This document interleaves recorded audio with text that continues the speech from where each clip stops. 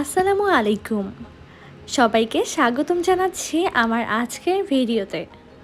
আজকের ভিডিওটিতে আমি শেয়ার করব হচ্ছে ইতালির চিকিৎসা ব্যবস্থা সম্পর্কে।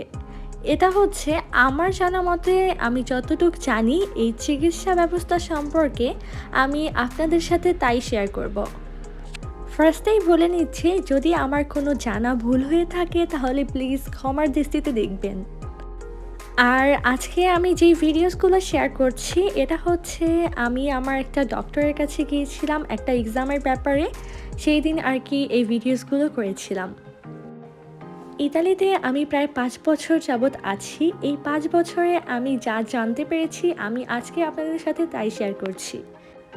ইতালির চিকিৎসা ব্যবস্থা সম্পর্কে বলতে বললে আমি বলবো যে অনেক ভালো, হয়তোবা অনেকেই বলবে একদম ভালো না।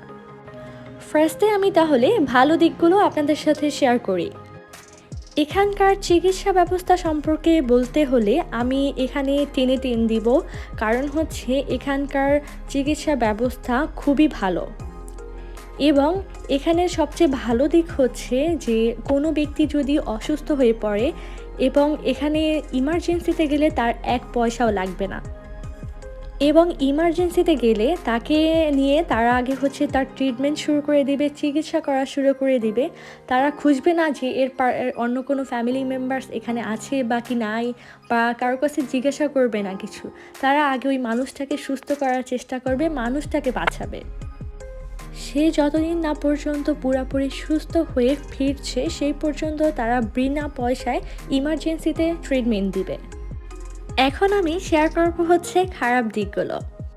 এখানে আমি ফার্স্টেই বলি যে ইমার্জেন্সিতে যাওয়াটা যদি হচ্ছে সে খুব বেশি অসুস্থ হয় সেই ক্ষেত্রে আপনাকে খুব তাড়াতাড়ি ট্রিটমেন্ট দেবে, সুস্থ করে ফেলবে।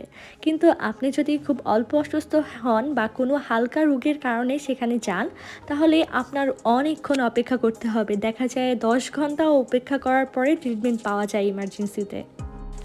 আর ইমার্জেন্সি ছাড়া যদি কেউ হচ্ছে কোনো কারণে অসুস্থ হয়ে যায় তাহলে এখানে হচ্ছে সবার একজন করে পার্সোনাল ডক্টর আছে। তো সেই পার্সোনাল ডক্টরের কাছে গেলে তখন হচ্ছে আমাদের অবশ্যই পেমেন্ট করতে হয়। পার্সোনাল ডক্টরকে পেমেন্ট করতে হয় না আর কি, সে যে এক্সামগুলো দেয়, টেস্টগুলো দেয় বা মেডিসিনগুলো দেয় সেগুলো নেয়ার জন্য আর কি কিছু পেমেন্ট করতে হয়।